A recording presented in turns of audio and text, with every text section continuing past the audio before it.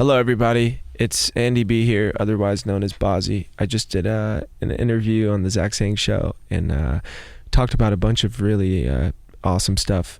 You know, you could watch me babble about life's most fascinating feats or see me get into some juicy life details. I don't know. It's up to you. But I love you.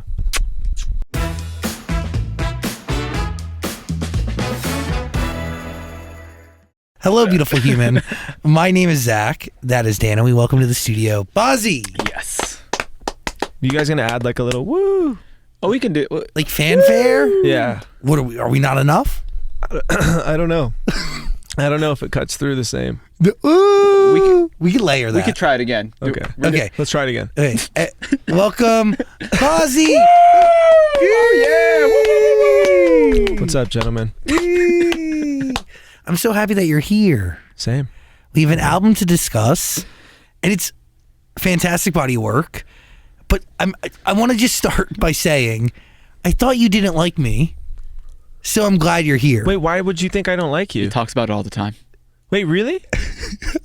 Yes, because I don't know. I'm also highly insecure. No, it's really not a you thing. Of course It's, I like you. I it's a me keep coming thing. in here like you guys are awesome. That's why I keep telling him. Good candid conversations. I appreciate that. Okay, cool. Of course I like you. That means a lot. Yeah. And it's mutual. Dude, yeah. Truly. I love you. I love you. Were you Love nervous when you too. first walked in today? I think that's why he was hiding. It was like just us for a sec. He was like, he's like, dude. It's like, oh man, Bazzi's here. Bazzi's here. No, dude, you guys are great. No, honestly, I was listening to your album for a second time, top to bottom. I was in my car doing it. It's a really, really great body of work. Thank you. Thank you. This is an album that is attached to, I don't want to use the P word, but pressure, it exists, but does that play a part in your process of making it?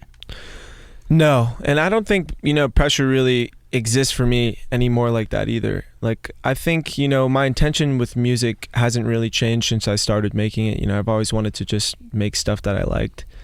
So you go into making this album that is the longest body of work you put out, meaning number of tracks, but also Flawless. There we go. Cool. but you have records on this album as long as 3 minutes and 11 seconds and as short as 34 seconds. You start the album with a 34-second song. Why is that needed? I think for me making music, I don't know if anything's ever like necessarily needed. Like the music making process is really present, and I kind of just do like what I feel, Does it play a vital role in the story that you're trying to tell in the album?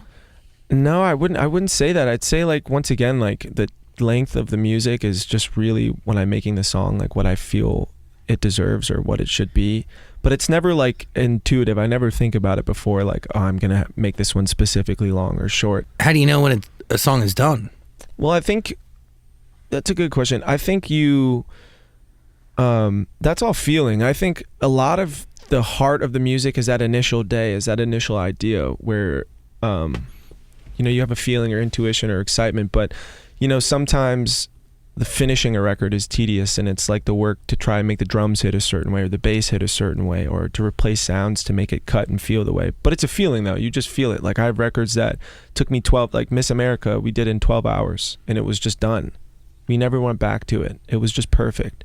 We left it, and then I have songs like Lost in the Simulation, which is like which takes like time to make sure it's like everything cuts or so much happening. It's like but a lot of the music is just like we make it and it is what it is, Do you see this album as numerous genres?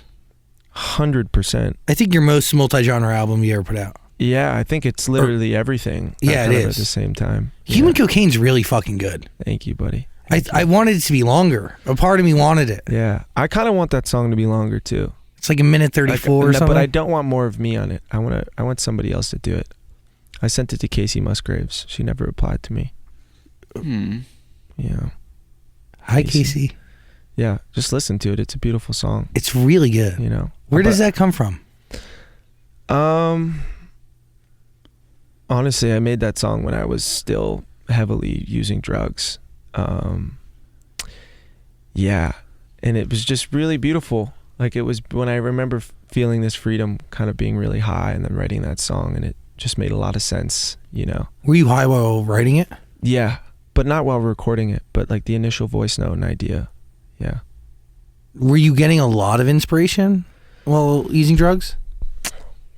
It's really tough. I wouldn't say it was from using drugs. I'd say it was the pain. I was getting inspiration from the pain I was experiencing from using drugs, for sure. Like, I mean, it's tough. It's a tough job because it's not like being an athlete. Like, I can go get in a cold plunge and I can go to the gym and put shots up and I'll be significantly better at what I do, or I'll be better at shooting. Music and being creative is completely opposite. It's like being unhinged a little bit or being unorganized helps you, and it doesn't help you feel okay or feel happy, but the sporadic neurotic behavior ideas, like, you should see me like some days, like, it's insane, like bouncing around my house like an insane person, going from the piano to the guitar to the studio, you know. And it's like that behavior encourages good art, but I think like putting this album together for me was also being like, I gotta go live outside of this every single day and go be a human being, you know what I'm saying?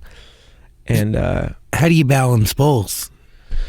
You know, like, I'm 25. I just turned 25 in August, and that's something I'm figuring out. You know, like I don't know if I have the answer to that yet, but yeah. Are you not someone who's will just like go to the studio and try to make something? You only go if it. Never. I only go when I'm excited. You know, that's why my relationship with music is, like I always say, it's my absolute healthiest relationship I have in my life. There's nothing forced about it. It's just, it's very pure. It's like people ask me about writer's block. I've never felt writer's block because I don't believe in it. Like, if I don't have anything to say, I shouldn't be writing. Yeah. I shouldn't be writing if I don't have anything to say. But isn't that a luxury that's been afforded by success? Maybe. I don't really know. Like, I don't know. There's something there, right? Like, well, yeah, I think all people are rewarded by, you know, like by the gold star, you know what I'm saying? And so it's like, of course, if something works, you're going to continue doing it. But I still think other people who haven't had that success yet should approach it the similar way. I think that just makes more sense. It's like, why go and try and force words out of you? Let them pour out of you. And you have a constant collaborator who's been there for forever. Since day one. And Kevin he's on every song, right? Every single song. Except for the first song I ever released, which was Alone, which I did with this kid, Sean, who's really, really talented. Does inspiration come to you often? Like, when you're putting this album together, was it like there was weeks at a time where you were every day getting something, or were there times where there was like a month or two where you had nothing coming to you? I'd say there was 1 week that was like insane. We were in Topanga, and then in a 7-day stretch we started Lost in the Simulation in New York City. And Lost in the Simulation is the only song on the album that I had made in front of people. Like, all the other music had just been me and Kevin kind of hunched over a laptop. And Lost in the Simulation, we had like some of my friends in the studio. There were some girls in the studio, and it was really performative. Like, I immediately took out the MPC and started playing that drum pattern. I wanted people to kind of groove right away. And the whole, like, me producing that song was really, I wanted everything to sound good right away. Like, I wanted it to move right away. I wanted people to kind of be able. Well, and then we went, yeah, it's really fascinating. You did it in front of people, so like you had real-time energy to kind of bounce off of that. We're not writers, yeah, just normal people. Just normal people. That's why the song, like, I feel like has that energy, that like really exciting energy to it. So we went, but we just, that day, I think I laid down like a verse and a hook, really rough production. And then we did this Topanga trip a few weeks later. And in I want to say 6-day span, we finished Lost in the Simulation day 1. Then we did Miss America in 12 hours the next day. And then the day after that, we did Bird. And then the day after that, we did Middleman.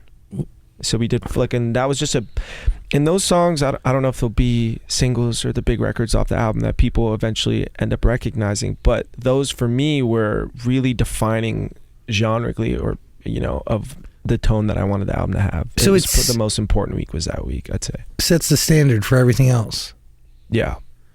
Only Fan. How does that song come to be? It's really funny. So there's 2 songs on the album that I didn't like, or not that I didn't like, but that I just shunned away. It was originally Only Fan, and I like had recorded it, and I was just like, next week I told Kevin, I was like, yeah, let's just give that away. Like, I'm kind of over that record. I don't know. I just didn't have that initial same excitement. And then like a month passes and Kevin sends it to me. He's like, listen to this again. And I listened to it and with fresh ears and was like, whoa, that's insane. I love that. And also Say You Want Me, the second song on the album. Same story. Had made it, felt kind of whatever about it. Few months passed. Everyone should thank Kevin because he's really good at knowing sometimes. I'll just be like, no. And I get really decided about stuff like that. And he'll be like, yo, check this out again. I think one day that will be an interesting story, you know? Are you seeing that success from the Laney song? What do you mean seeing? I mean, like, you're able to feel it. You're performing that out in front of a crowd all the time. Yeah. Right? You've done it twice in the last week, no? Yeah. No, I'm definitely feeling it. I mean, it's fun to share things with people. Yeah. It's like, it's the most important part is that what I'm definitely learning is that, like, you know, I put Cosmic out and there's not a single feature on the whole album. Granted, me and Camila had beautiful remix together, which was really big. Not the same together. Well, I just took, and I love sharing that with her even. Like, it's just nice to have someone you can text and be like, yo, like, look at what we're doing. Like, that's pretty cool. And you build it from nothing together. Yeah. And some of, like, the solo success is just like, it's not lonely, but I don't know. It's just kind of like, sometimes I'm like, I should be more excited about this, but like, I wish I had someone I could look at and be like, look, like, and I have that with Kevin, you know, but it's just us two, you know, we're kind of like the same person at this point. So it's like, yeah. Are there friends or people from your past that you wish you kept around? No, I think everyone who like I kind of wanted to keep around are in my life, you know. Have you been able for extended periods of time, you know, maybe I was not a great friend, but I think like as I'm growing up, I'm definitely making more of an effort to keep those with everybody that I deem like important, you know. Yeah. But that's learning too, and that's like growing up. Yeah, people just, you have to understand, like this is the thing. People are so thirsty for leadership, especially from the wrong people. Like, no, especially from pop stars and from all these people, and they're so thirsty for direction and leadership, but really nobody's got it figured out. Like, that's like what the Human Cocaine song said. It's like, turns out the whole world loves to do cocaine. Like, we live in this insanely digitally self-righteous culture where everybody is so quick to judge somebody. Everybody's so quick to lay down their whip and their hammer. And it's like, dude, nobody knows what they're doing. We're all afraid, you know. We're all just going one day from the next, you know, with our eye. We're paranoid, and this isn't a healthy type of culture to live in. And I wish there was just more empathy and more sympathy. I think the internet has just normalized so many people being judgmental. Like, I remember growing up, and this was a common phrase. It's like, only God can judge. Like, that was a normal thing to say back in the day. Or if you don't have anything nice to say, don't say anything at all. But really, the word judgment, everybody has judgment on everything these days. We're like a big Roman auditorium of people just yelling and shouting and pissing at everything. And it's like, I think it's just destroyed a lot of humanity so far. And like, you know, I'm a pretty optimistic guy, and I hope things, you know, balance themselves out, which I do believe they will. I think the question is like, how much do we have to go through that to get to that point, though, is the scarier part. Well, I agree with that. And the other thing too is like, you have a career, I have a career fueled by this thing that is both bad and good. Well, it's not just opinion, you know. It's just like it's just opinion, and it's like, that's why, like, once again, I talk about like my morals and my approach towards my music is like, no, I'm not gonna let you destroy this thing for me. I'm not gonna let you have an ownership about how I feel about it. I have to take that back, and I have to make that mine, because I want to do this forever. I never want to lose. Like, making music for me is like once again, I've said it 1,000 times, I would do it if I didn't put it out. But really, for me, it's like the most self-identifying, like, it's the only way that I can move past things and to understand things. Like, it's really a way for me to handle my shit, you know what I'm saying? So it's like, I'm not going to allow the world to have a say in how I feel about that. That's mine. You know, you can watch it and you can have an opinion about it, and I hope you love it. And I hope you come see a show, because it's going to be great. But it's like I gotta protect. You gotta protect the things that are important to you, because you don't get much that is. You know, the music you make though now is for you, but once you share it, it's for everybody.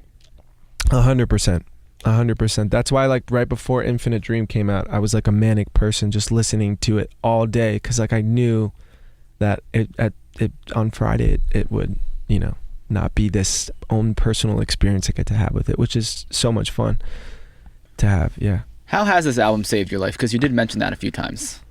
This album saved my life because when I was in a really bad place, it gave me like a light out of like this dark little depth to be like, you still, like, you know, in some of those days that you still have this little thing you can look at and be like, okay, well, you got to come out of this for that, you know, you got to get out of this to go there, you know, you can't stay here.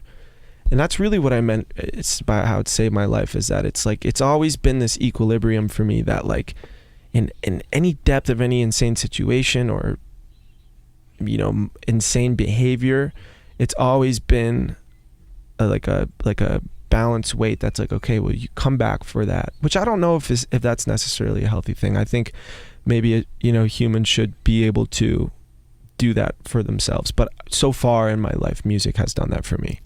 But it's also inspired by what you were going through. Totally, 100%. So music brings you back, but the music you're also making helps you heal. Yeah. What were you addicted to? I mean, I don't know. Like, I don't like even getting too detailed into this side of the story. What is the significance of 3:45? Because you mentioned that on 2 different songs. Is that time actually play an important role? You talk about it on Little Miss Sunshine and One Way Ticket. Did I say 3:45 in both of those songs? Yeah. It's news to me. No, okay. I was like, I dug up something good here. Wake up, now it's 3:45. And what's One Way Ticket? 3:45. I think it's, you know what it is? Well, obviously that time is usually where the worst behavior happens, but if anything, lyrically and rhythmically, like, it's got like a good, so when I'm like probably just freestyling on a mic, it just kind of just comes out. Is that how you're making music? It's so different. It's so random. It's like, yeah. How many songs are freestyled off this album? Like, start with freestyles. I mean, every single verse, everything is some sort of a freestyle. Yeah. But then I'll like go get a few lines, and then I'll mumble some stuff, and then I'll go. You know what's funny? I'm not gonna name the artist, but I was listening to this podcast the other day, and they're like interviewing this artist, and they're asking him about his writing process, and I was like, God, this is so boring. It's like, they're like, and everyone acts so fascinated with it. They're like, whoa. Are you talking about our show? No, it's not your show. It's like, do the lyrics come first, a melody, and then the person's like, literally could be our show. The person's kind of like, you know, I like kind of, and it's like, dude, everybody does that, you know? It's we've heard this. I mean, listen, everybody has their own process. We've heard the same story over and over again. Yeah, it's like, dude, I don't know, you know? Yeah, but it's funny because it's like, yeah. Well, it's actually never the artist's fault. It's always the interviewer's fault, who acts super amazed, and they're like, oh my God. Jesus Christ. That's incredible. Are you critiquing us? You do melody. I feel so attacked. So you do melody first, you fucking genius. And then do the words, where do they come from a pigeon of Christ down below? I'm like, it's really the interviews. It's your guys' fault who do that type of stuff. And then the artist then feels like he's like some sort of savant, and he's like, yes, the melody comes and channel some deep layer inside of me. It's like, dude, it's not that deep. Well, maybe it is that deep, but shut the hell up. You know what? Some of it is that deep, no? Yeah, but yeah, sure. Oh, that's also my new thing too. I have a new thing that I'm really excited about. I'd actually really like to speak on it today. And it is? It's I don't say sure anymore. I say sure. And it's done a lot of good for me. It's been really, yeah. Where did this come from? Who told you were saying it wrong? Nobody told me. One day, just this energy came out of me to be like, sure. And ever since, I haven't went back. It's been really special. It's just more definitive. Like, you want to go somewhere? Sure. And the other way. Let's go. Let's revert. You know what? Wait, and now you'll try it again. You want to go somewhere? Sure. It's like, dude, that guy fucking sucks. Yeah. It's not convincing. It's like, Sure. But honestly, even I'm going to be honest with you. You can't just throw sure out. Like, I just tried to do it. It didn't cut the right way, because it has to come from this energy inside of you that goes, sure. I can't even do it right now. Yeah. I don't know. It needs to be fueled by organic motives. I totally understand. I get it. Exactly. You can't force something like that. Yeah. Where do you get these names and the spellings for your song titles? Swim, spelled very creatively. I guess it does say swim. Yeah. I'd never. Would you think what is it supposed to be? Well, it's like, okay, I knew, okay, so like, you know. It's more like IFLY. Swim? Swim. So I like swim. SWYM. It's Swim. SYWM. Oh, fuck. But it's fine now. It's okay. We like swim. That's the title. But it's like people called, like, I knew I Fly was going to be called I Fly immediately. Right? I mean, it makes sense for the song, no? Yes. But where does this one come from? What does it mean? Is it an acronym? Say you want Say me? you want me, dude. Fuck, dude. Just listen to the Say fucking you album, want me. dude. No, I did Say that many you want me, times. babe. Why Yeah. did I make that What connection? the fuck's this guy's problem, I could be dude? your fucking backup singer. This guy just gets to get by with what's your writing process, dude? You're right. Maybe I do hate you, dude.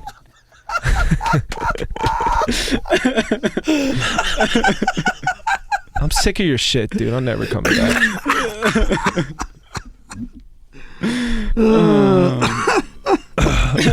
Dan's gonna take over. Okay, can you guys ask me? I want you guys to ask me a question. Okay. Okay. I really have a lot of questions on the name of these songs, though. I did want to say Little Miss Sunshine's like cute as shit. I just like that name automatically. You said cute. Yeah, it's cute. Okay. Little Miss wasn't. You don't think it is? I don't know. I just wouldn't use that word. Cute. Little Miss Sunshine. That's cute as hell. Like, No, it's cute. It's cute. how would you describe it? Pretty, adorable. No, just Little Miss kidding. Sunshine's cute as shit. No, it's cute. It's cute. It is cute. It's Sure. a cute song. It's a Sure. cute title. Sure. Sure. You mentioned like pocket full of sunshine. You know, you gave that a shout out in that record. You did pocket full of something. Hey, Bazzi, tell us about Little Miss Sunshine. Tell us about the writing. What was your process. writing process? I'm gonna go take a lap. Yeah. Do you remember that in gym class? They'd go like to go take a lap. Yeah. Yeah, sure.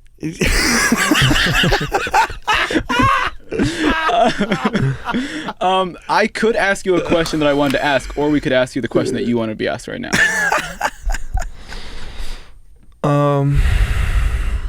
Well, fire yours first. I was going to ask you the question I asked before we started about why haven't you done many interviews or talked about the album much? You know what? It's like I'll only do an interview where I can talk in a context like this, you know. Sure. Like, don't. Oh, you did it! I'm so proud of you. No, but I'll only do an interview where I can have just a candid conversation. I don't care who you are, as long as you're like, you know, you have, obviously you guys have prepared questions, but you're willing to, like, you know, really ask them, or you really care about what you're asking. It's like, cool. I have this like little publication slot that's just like, you look great today, and it's like, okay, well, I think I've done too much of that in my career. I think I've done so much of that, and I think people have the wrong idea of like who I actually am because of those little things. Like, you can't fit me through. I don't want to say anything. I'm about to go Kanye and just list them. You can't fit me through some of these publications. You can't fit my person. Like, I can't even fit my own personality through my Instagram. Like, nobody really, unless you see me live at a show or you met me in person, I don't think anyone in the public has like a real idea of the type of person I am. But what idea does your music give? I don't know. I have no idea. And honestly, I'm not too concerned. I think that's just, you know, that's a side of me being creative, but like, I cannot fit who I am through my Instagram account or through my TikTok. I just can't. I can't. It's too, there's not one aesthetic of it. It's like, yeah. But are these songs on Infinite Dream ripped from your reality? Of course. Every single one. So it is you. If I listen to this album as much as I have, I really do. Yes, definitely. You'll definitely get to know, for sure, you'll get to know one creative side of me, but it's like, I'm talking more about like maybe a little personality, or like just like what most people try and present to the world these days on their socials, you know, who they really are. And I don't think that's possible for me. I like it. Yeah. And that's okay. Yeah, I think it's fine. Yeah, I have plans to, you know, burn the world to the ground. Just give me some time. Please explain that. You'll see. Do you have, how many songs sit on a hard drive right now? 618 as of last night. Holy shit. I'm lying. Oh. I don't know, maybe like 10. Yeah, from the way you were talking, you don't seem like a guy who's just going to record 1,000 demos and just maybe use some. The 10 that I got are fire though. They're like a whole other album. How many songs did you create for this that like ended up I being think given 24 or 25. and you gave the rest away? No. You're sitting on them? Mm-hmm. I'm not really writing again yet, but I'm going to start writing again soon for other artists. But the music that I write for myself is different than the music that I'd make for other artists. Yeah. Like that's why OnlyFans is unusual for me to be like, just fucking send that off. Can you hear the difference though, like at the end of it or while you're doing it? Right before.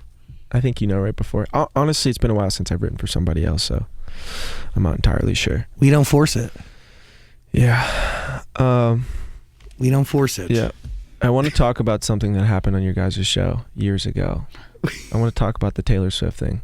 Oh. We should talk about that. Yeah? Yeah, because I still see it. I see the Taylor Swift thing. Does it still pop up? It gets resurfaced like every few months of this. You want to explain what it was? It was like this clip of young, ambitious me, idiot, ambitious me. This is why I thought you didn't like me. I mean, that's not your fault. I said it, you know what I'm saying? But you guys kind of let me go. One of you should have checked me and been like, dude, that's fucking Taylor Swift. What are you talking about? Everyone loves Taylor Swift. Well, this is the thing. I was trying to make a point on pop music about how I thought the relevance of pop music, like I was making a point how hip hop, in my opinion, had turned into popular music, and that like traditional pop music like didn't have the same relevance that it used to.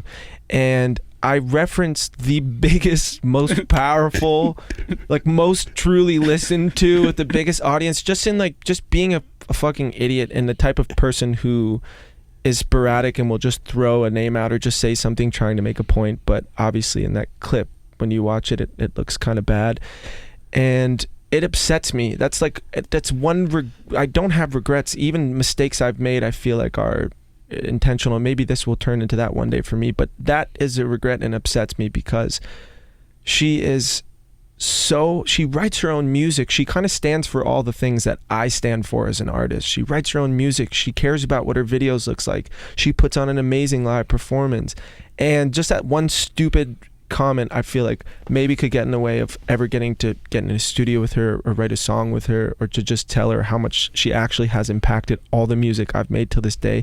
That anthemic sound, like those big hooks, like that's Taylor Swift. That comes from Taylor Swift. So I want to say that because like I wrote something back in the day about how like misconstrued it was, but honestly, like, yeah, it just sucks. And Taylor Swift, I don't think you'll ever see this because you probably live in like a castle somewhere, but if you do, I love you and I'm sorry and we should be friends, and I'm sure you maybe would like me. Maybe you might hate me. Back then she was a fan of your music. Mine was number one on her Spotify playlist. That's another reason why it really irks me, is because not many people in this business have shown me support, you know, and she did, and that's what like that hurts my heart, you know, because it's like it just and it's funny how life works, because especially, and that was a huge lesson for me as a young person, is that like what you say, even if it's in passing or if it's light or if you don't mean it, like anything can just be chopped up to one little bit and a narrative can be created. And you know, that's kind of what happened, but at the end of the day, it's my fault. Like I said that. I like allowed them to have that on me. I allowed that little soundbite to exist, and yeah, but it is what it is. And I'm saying this because like genuinely, like out of all people in popular music, she is someone who I deeply respect, you know. She writes her own music. She's written her songs. Like who else can really say that these days, you know, that they actually are putting the pen down and are actually like, she's so brilliant. And you know, that's why I wanted to say that because it's bothered me for years. Now, I appreciate you wanting to have this conversation and to say this so honestly and openly. And even in your last appearance on the show, I didn't push that conversation or it didn't come up, but like the fact that you respect maturity, for sure, growth, yeah, and it's for sure. I mean, dude, the kid that I was, man, it's like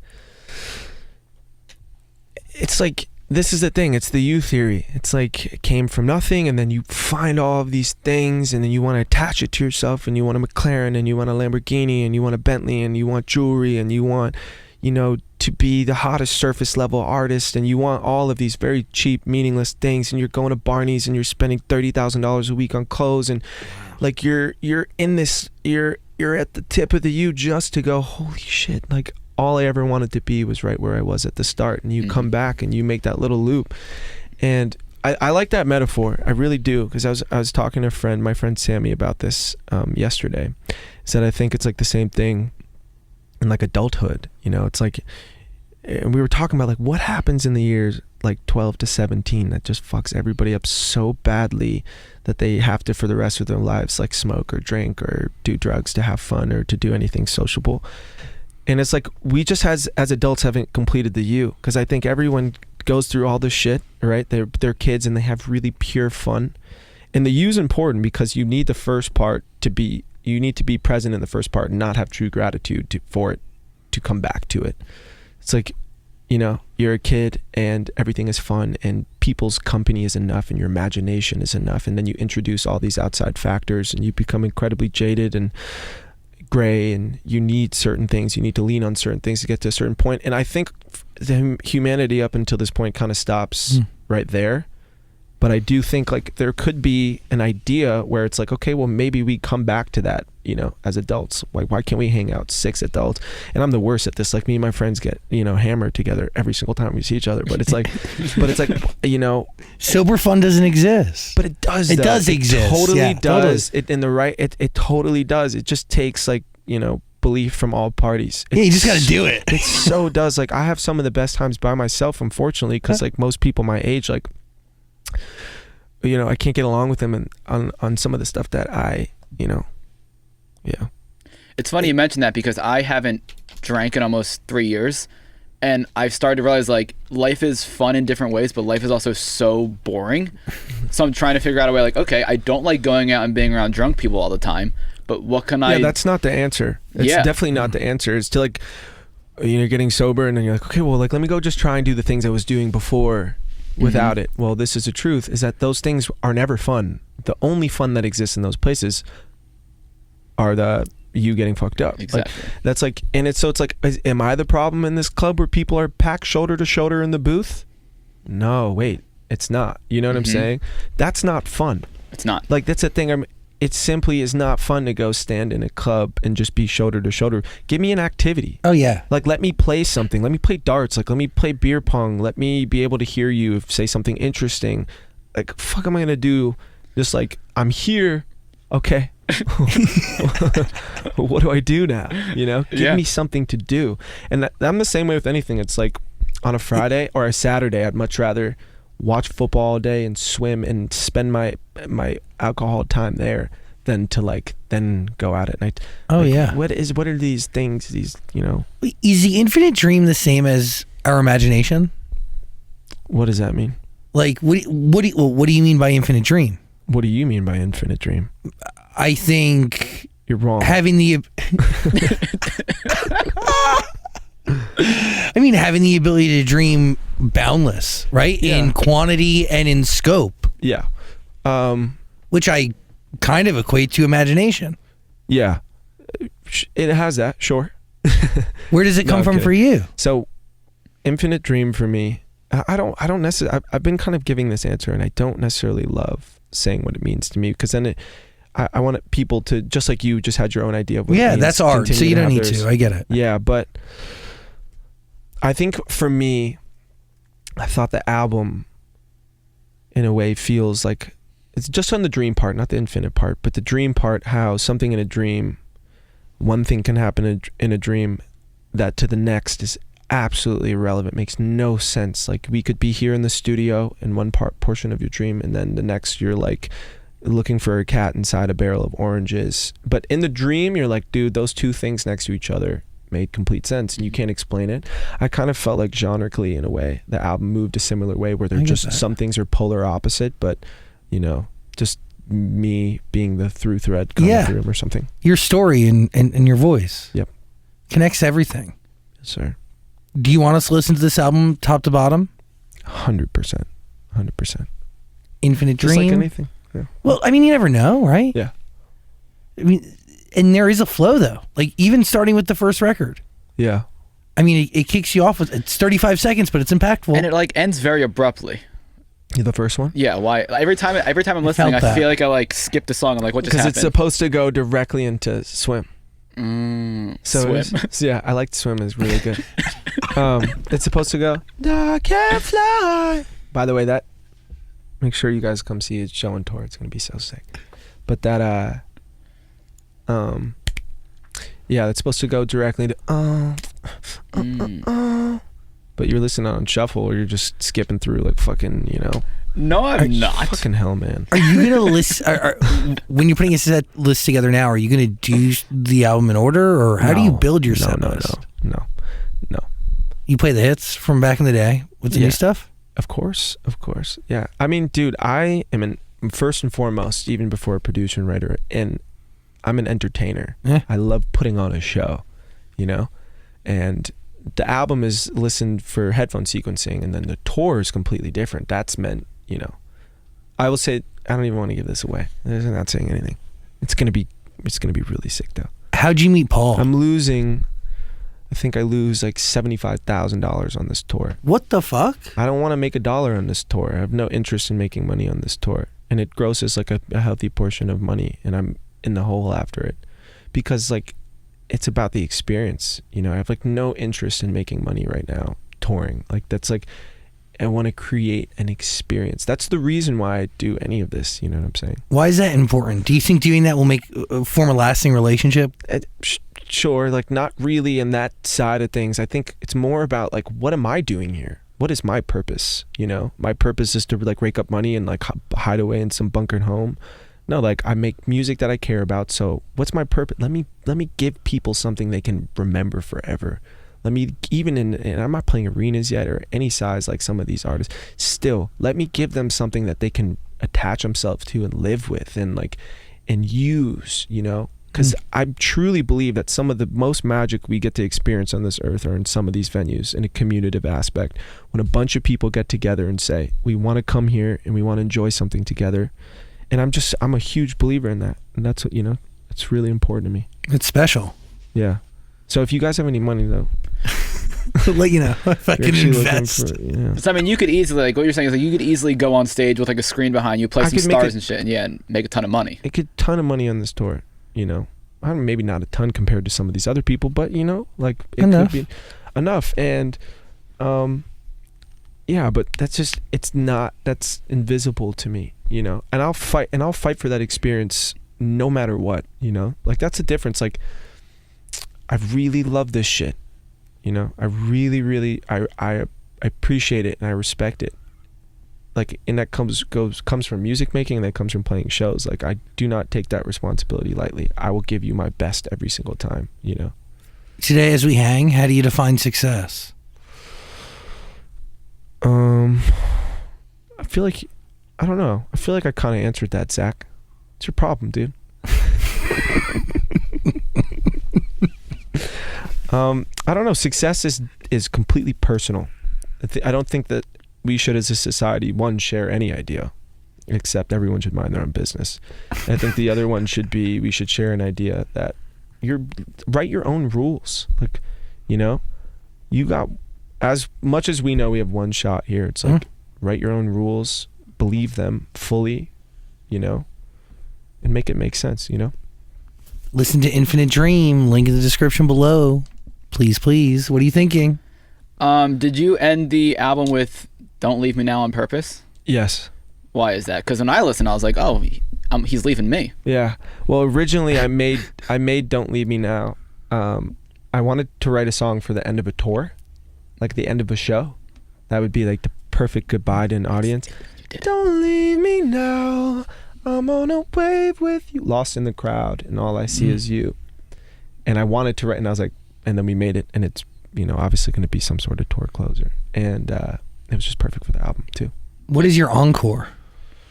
I can't tell you that right now. It's just we're gonna come see you on. Come see a show. I haven't seen you live. I'm gonna come this time. Definitely come. It's gonna be a really great show. Where's Paradise fit into this whole thing? Paradise is before Infinite Dream was my favorite song I've released. I have a playlist on my phone called Good Job Playlist, where if, like, an artist releases a song, I'm like, this is incredible, good job. It goes on that. Yeah, nice. Paradise is Thanks, made bud. the Good Job Playlist. Thank you. Yeah. Yeah. I was just told, I don't want to be one of those name dropping, but some incredibly successful young art, and it like really made my day. And I'm not the type of guy who will go like say something, but apparently it's her favorite song. She like listens to it like every day. and I love her. Like I like in love with her, I think. Are you single? No, say Yes. say that you're in love with her again. I have a great joke.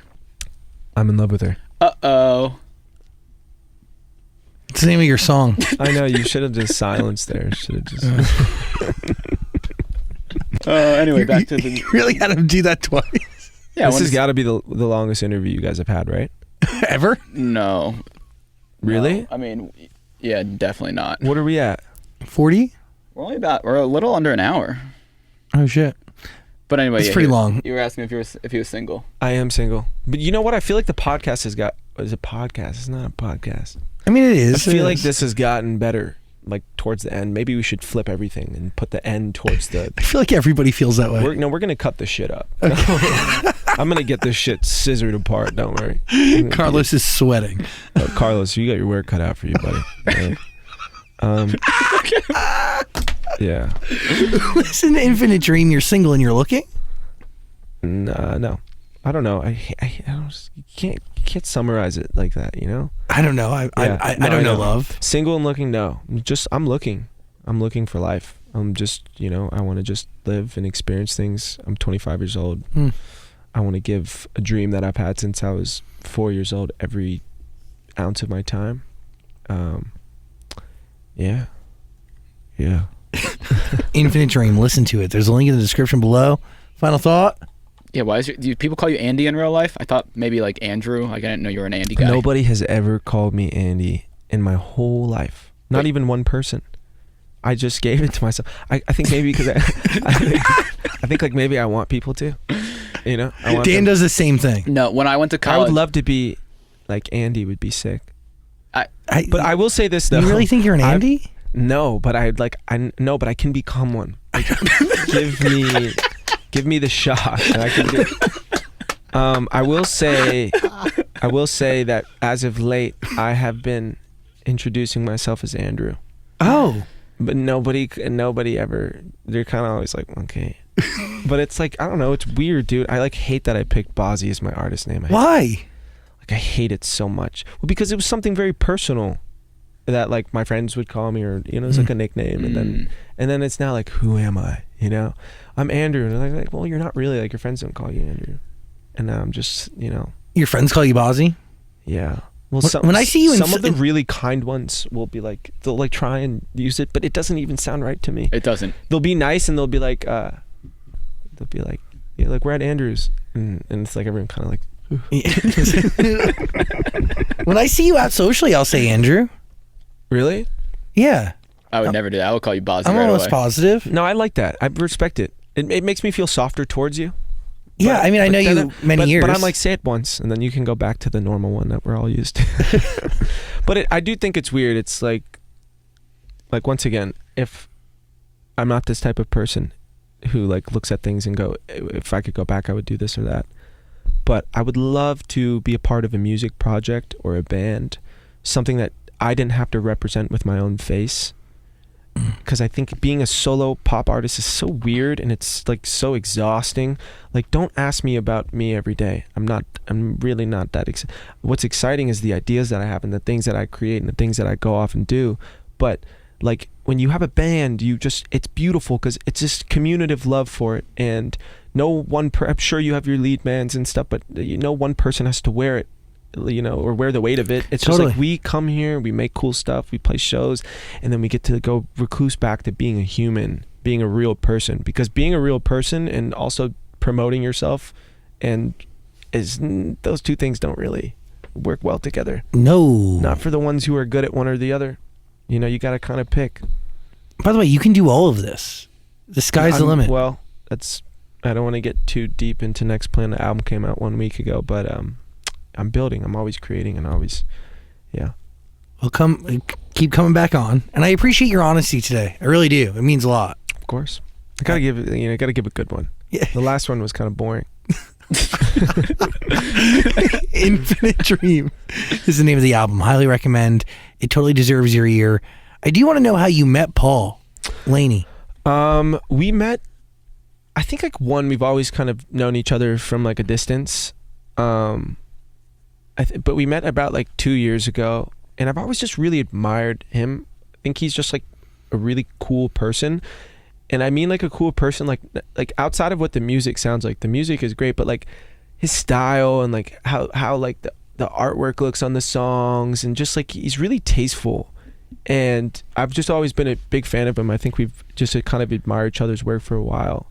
But I'd like to say this about Lanny too, is that what other band in the world can go play 20,000 people somewhere? Like, dude, they're one of the biggest bands in the world, and I just think they need much more credit. It's like, but we don't live in that world that credits the people who do the right thing. We live in the tabloid society that credits the most dysfunctional or craziest person, not the most, talented or deserving. Amen. But yeah, love Paul, love Jake. Those are my boys. Do you go to them with just an idea and craft from nothing, or do you give them a finished song?